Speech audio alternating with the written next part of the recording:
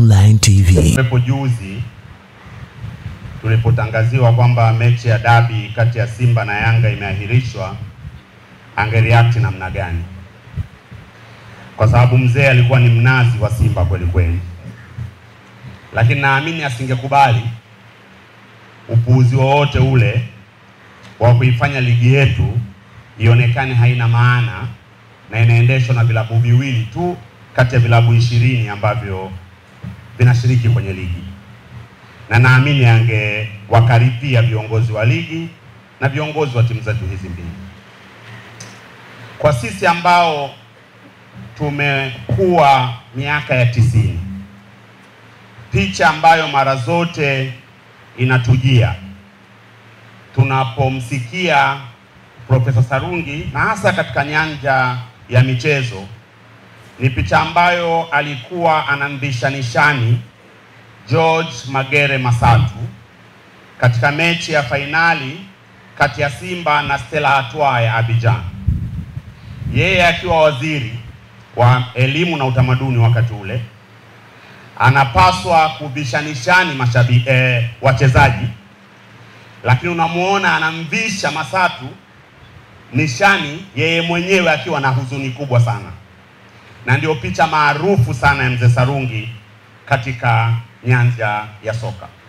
Na hapa tumesikia mambo mengi ambayo yamezungumzwa kuhusiana na mzee wetu. Kwa sisi ambao ni wa kizazi cha chini kabisa ya kina mzee Warioba, mzee Butiku na mzee Kinana, tumejifunza ambayo hatukuweza kuyaona moja kwa moja.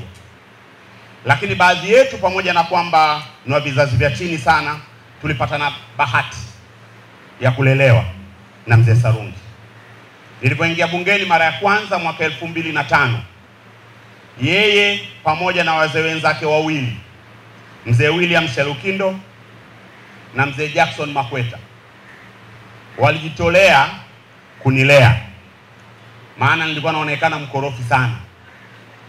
Kwa hiyo wakati mwingine mzee Sarungi na mzee Makweta, nikiwa nimemaliza kuzungumza bungeni, wananipeleka kantini ya bunge. Mmoja amenishika mkono huu, mwingine mkono huu, wananikalisha, wanaanza kunieleza, hiki ulichoongea sivyo. Wewe kama kiongozi unapaswa uchague maneno, unapaswa kuongea hivi. Kwa hakuwa tu mlezi kwa watu ambao amewafundisha au kwa kina Veronica, alikuwa mlezi kwa kila mtu ambaye aliweza kutokea katika maisha yake. Na maelezo ambayo yametolewa hapa na wazee wenzake, madaktari wenzake na viongozi wengine yanaonyesha mzee Sarungi alikuwa ni mtu wa namna gani. Na tunaweza tukaamua kama taifa kuenzi mashujaa wetu au kuacha mashujaa wetu wapite tu. Na Profesa Muhongo hapa amezungumza kwa namna ambayo kama watu wa Moi wasipomuenzi kwa Moi, basi wao Mara watamuenzi kule Mara. Nafahamu vijana wa Mara, wakina Warioba, wakina Butiku, labda wangependa kumuenzi kule Mara.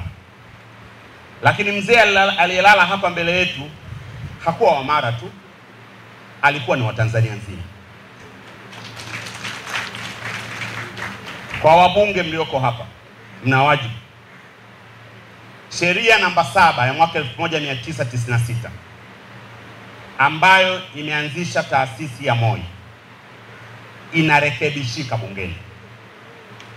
Pelekeni muswada binafsi bungeni kubadilisha kifungu cha 3 cha sheria ile ili taasisi ya mifupa ya Moi iitwe Philemon Sarungi Orthopedic Institute. Hii ndio njia ambayo tunaweza kuenzi wazee wetu haya ambao wameshiriki kwa mikono yao kulijenga taifa hili. Profesa Sarungi, tangulia.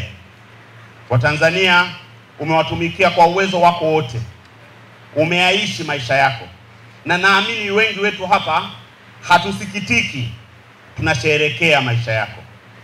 Tangulia mzee wetu, wote tutakuenzi, na naamini wabunge wetu watafanya lile ambalo linastahili kufanya. Nawashukuruni sana, asante. KM Online TV.